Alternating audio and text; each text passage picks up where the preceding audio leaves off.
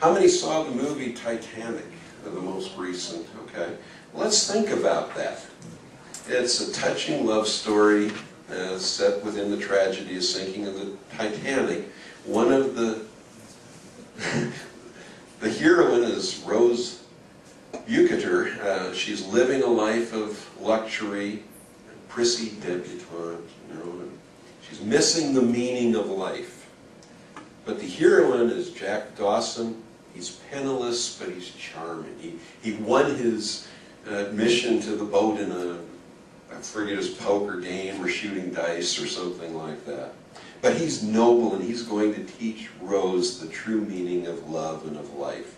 There's stuffiness and boredom in first class, liveliness, there's fun, there's dancing in steerage class. And in the closing scene, Rose takes this diamond necklace and just throws it overboard into the ocean. So what are some of the messages that came across in this amusing story of the Titanic?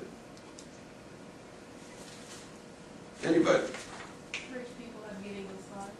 Rich people have meaningless lives, yes. And I sure don't want to be rich. Wealth is bad. Gosh, they locked the poor steerage passengers behind bars when the ship started to sink, those nasty wealthy people. Rich people are boring. Wealth has privilege. Wealth has privilege, yes. Rich people are boring at best, evil at worst. Yeah.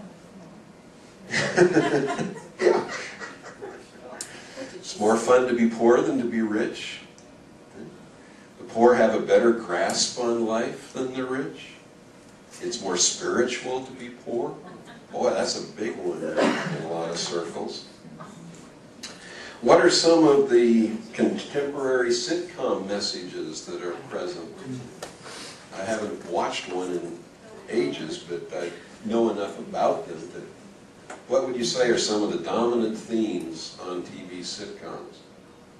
Your life resets once a week. Your life resets once a week. Everything's a do-over. Yeah. No consequences. Problems are solved in 30 minutes. Problems are solved in 30 minutes. Parents don't know what they're talking about. Parents don't know what they're talking about. It's okay to laugh at people who are stupid. Yeah. Or who do any kind of sexuality is harmless. Right.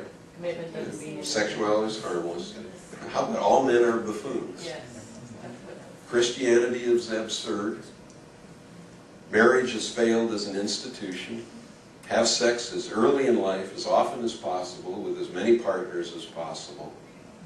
Do you know when the risk of cervical cancer goes up in a woman's life? When she has sexual contact with more than 2 men. Take that for whatever it's worth. What are the dominant messages of the external data sphere that are coming at us day in and day out? You are powerless. We need to protect you. Man, I hate to wax political. That's Fred's realm. But what's the message when congressional leaders say the people are too stupid to understand what we're doing, we need to do it for their own good? You're powerless. Okay? External forces beyond your control determine what your life will be like. You're just being swept back and forth by the winds of change.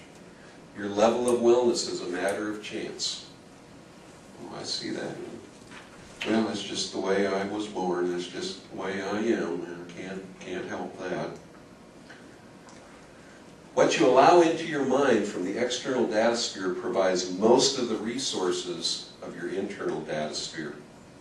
But you can exercise control over what's coming in, and you have complete and total control of what you put into your internal data sphere. So choose the right friends.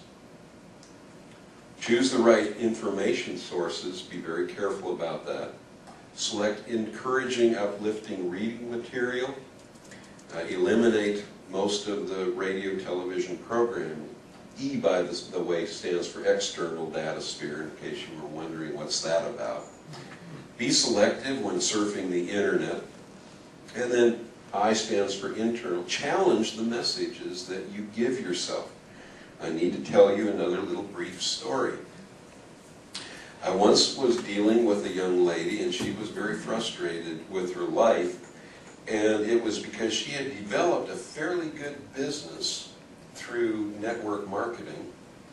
And then, if you're familiar with network marketing, you just word-of-mouth advertising, and you get a commission when the products move. And everything had been going great, and people were responding to this particular health-related product. Their health was improving.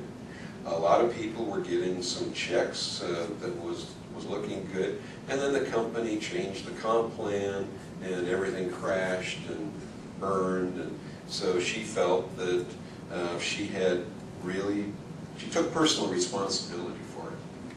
She said, oh, I blew it, I deceived people, da-da-da-da-da. And she was not willing to go out and start another business because she personally felt that she had been such a failure at the first.